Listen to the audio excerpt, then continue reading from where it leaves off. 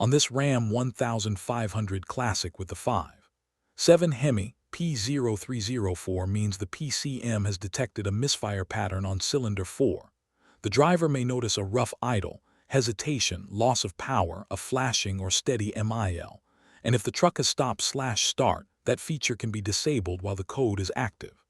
Broadly, this kind of fault may come from ignition, fuel delivery, air leaks, valve timing or lift control, wiring, connector issues, or a mechanical cylinder problem.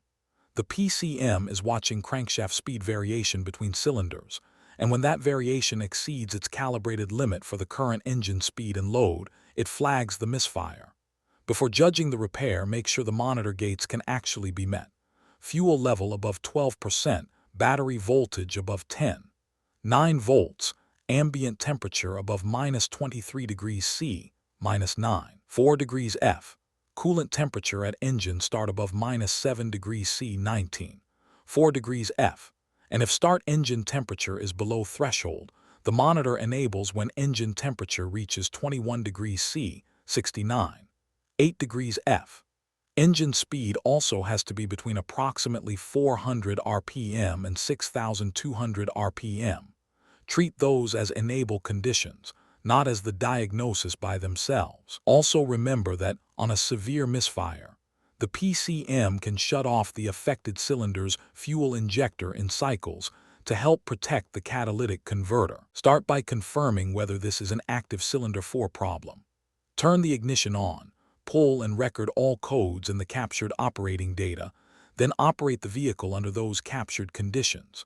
During the drive, pay attention to when the misfire shows up, watch the downstream oxygen sensor activity while it is happening, and use the scan tool misfire monitor to confirm which cylinders are being affected.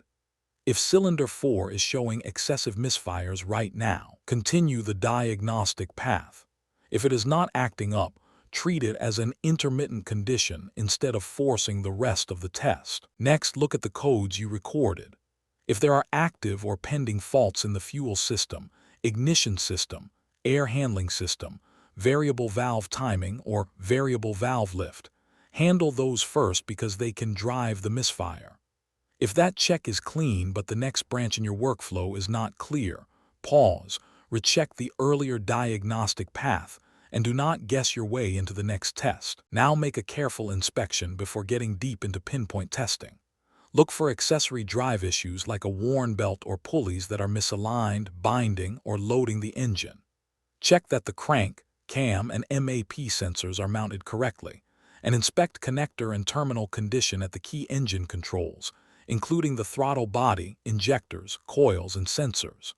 Also look for PCM power or ground corrosion, vacuum leaks, air intake or exhaust restriction, internal engine concerns, moisture on ignition parts, fuel supply or fuel quality problems, and operating conditions like lugging or overload. Repair anything obvious before moving on. If nothing is found and the continuation point is unclear, stop and recheck the path rather than skipping ahead blindly. After the broad inspection, check the engine and intake manifold for vacuum leaks. If the intake system is leaking, repair the leak and verify the repair. If the intake checks good, move to fuel quality. Check for water in the fuel, the correct type of fuel, old or contaminated fuel, and low fuel. Also check the ethanol level in the gasoline.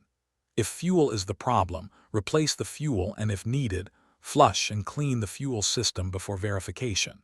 For the injector check, relieve fuel system pressure first.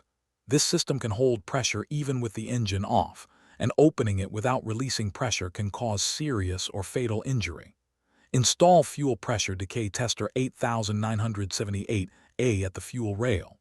Key on, let pressure build to its maximum and stabilize, then record that as the starting pressure. Actuate the cylinder 4 fuel injector with the scan tool while watching the gauge, and record the ending pressure. After each injector actuation, start the engine to clear fuel from the cylinder. Skipping that step can damage the engine. Repeat the same process on several known good cylinders, always starting at the same starting pressure, then compare the ending pressures. If cylinder 4 matches the others, continue to ignition. If cylinder 4 stands out, a small pressure drop points you toward debris in the fuel rail or injector, while a large pressure drop points toward a faulty or fouled injector condition. Repair as needed and verify the repair. Once the injector comparison passes, remove the fuel pressure tester and reconnect the fuel lines. Pull the ignition coil from cylinder 4, reconnect the coil connector, disconnect that cylinder's injector connector, install a spark tester and crank the engine. If you have a crisp blue spark, continue with the plug and cylinder checks. If you do not, move into the ignition circuit tests. With spark present, remove the spark plug and inspect it for cracks, carbon tracking, oil, coolant, excess fuel fouling, an out-of-spec gap, or a loose or broken electrode. Also look for oil or coolant in the cylinder. If any of that is present, replace the spark plug as needed, and if oil or coolant is in the cylinder, diagnose and repair the reason it got there. If the plug and cylinder look good, run a compression test on all cylinders and compare cylinder 4 against known good cylinders. If compression is not within specification, use a leak-down test to separate valvetrain from combustion chamber causes, then repair as needed. If compression is good, swap the cylinder 4 spark plug with a known good cylinder, or replace it if access makes swapping impractical. Start the engine and watch the misfire monitor. If the misfire follows the plug or goes away after replacement, the plug was the fault path. If it does not follow the plug, decarbon the valves and combustion chambers using MOPR combustion cleaner, drive the cleaner out, clear the code, then reproduce the captured conditions and watch for the misfire to return. If the misfire returns after decarboning, check engine oil level and condition along with mechanical and oiling concerns. Look for mechanical tolerances out of specification, oil pressure out of specification, low oil level, the wrong oil filter, dirty or deteriorated oil, contaminated oil, wrong viscosity, or aerated oil. If any of those are present, repair the oiling or mechanical problem, such as drainback trouble, sludge, oil pump damage, or pickup tube and seal issues, then verify. If the oiling and mechanical checks pass, check VCT solenoid operation. Reconnect the PCM-C2 connector, turn the ignition on, and measure the VCT solenoid K442 control circuit at the solenoid connector. This is a 12-0-volt PWM circuit, so voltage should be present and should match approximately to the percentage selected. If it does not, repair the VCT solenoid driver circuit for an open or short to ground. If it does, visually inspect the camshaft lobes, rocker arms, and springs for excessive wear or broken parts. Repair any issues found, then verify. If the earlier spark test did not show a crisp blue spark, work the coil circuit path. Keep clear of the fan, belts, and pulleys when the engine is operating, and avoid loose clothing around the front of the engine.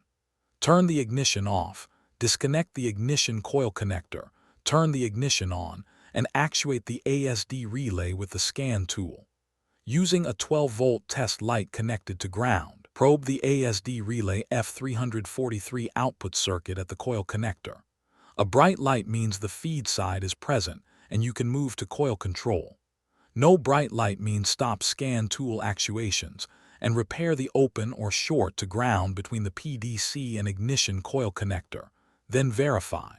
For the coil control check, use a 12-volt test light connected to a 12-volt source. Back probe the coil control circuit at the coil connector and crank the engine for 5 seconds.